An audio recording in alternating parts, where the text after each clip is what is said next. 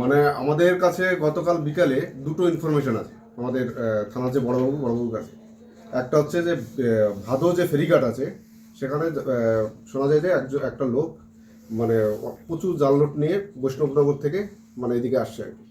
তখন আমাদের বড়বাবু টিম পাঠায়, তখন ওখানে গিয়ে রেড করে আনিসুর নামে একজনকে অ্যারেস্ট করা হয়। তার কাছ থেকে সার্চ করে 150 পিস 500 টাকার নোট, জাল নোট, ফেক কারেন্সি এটা উদ্ধার হয় এবং ওকে আমরা অ্যারেস্ট করি। ওদেরকে মানে ওকে আজকে 5 দিনের রিমান্ড সহ কোর্টে ফরওয়ার্ড করা হবে এবং ওকে জেরা করে জানা যাবে। আরও আমরা জানার চেষ্টা করবো যে এর সঙ্গে মানে সোর্স কোথায় এবং কাকে ডেলিভারি করছে এবং এদের সঙ্গে কারা কারা জড়িত, তাদেরকে আমরা এখানে অ্যারেস্ট করার চেষ্টা করবো। আর একটা ইনফরমেশন ছিল, সেটা হচ্ছে একজনের বাড়ি, একটা হচ্ছে গোবিন্দপুরে শামশেরগঞ্জে একজনের মানে মোবারক হোসেন বলে একজনের বাড়িতে একটা একটা লোক মানে ওখানে রয়েছে। তার কাছে প্রচুর মোবাইল রয়েছে আর কি, মানে চুরির মোবাইল। তখন ওকে সেই বাড়িতে রেড করে ওকে অ্যারেস্ট করা হয়। অ্যারেস্ট করার পর ওর কাছ থেকে 95টা মোবাইল, বিভিন্ন দামের মোবাইল আছে, মানে আইফোনও রয়েছে এর মধ্যে, এটা রিকভারি করা হয়। এর আনুমানিক মূল্য প্রায় 30 লাখ টাকা হবে, আমরা যেটা মানে হিসাব করে পাচ্ছি। এবং একেও 5 দিনের রিমান্ড সহ একে পাঠানো হবে।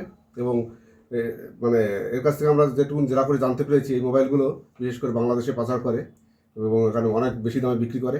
এবং এর সঙ্গে আর কেউ যদি জড়িত থাকে ওকে মানে রিমান্ডে নিয়ে আরও জিজ্ঞাসাবাদ করে সেগুলো আমরা বের করবো এবং যারা যারা সঙ্গে জড়িত আছে তাদেরকে অ্যারেস্ট করবো।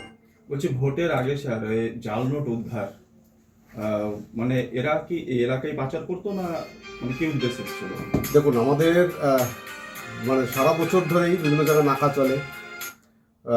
আমাদের যেহেতু সামনে ইলেকশন আছে, তার প্রিকশন হিসাবে আমাদের বিভিন্ন জায়গায় যে স্ট্যাটিক পয়েন্টে আমাদের নাকা রয়েছে, আমাদের বিভিন্ন সোর্স রয়েছে। আমরা চেষ্টা করি এই সময় মানে এই সমস্ত দুষ্কর্মের সঙ্গে জড়িত তাদেরকে অ্যারেস্ট করি, যাতে এলাকা শান্ত থাকে, সেই চেষ্টা করি। এটা আমাদের রেগুলার বেসিসে চলে, এখনও চলছে। মানে ভোটের সময় একটা বেশি করে ফোকাস দেওয়া হয় এর উপর। স্যার নোটগুলা কি করছিল? 500 টাকার নোট।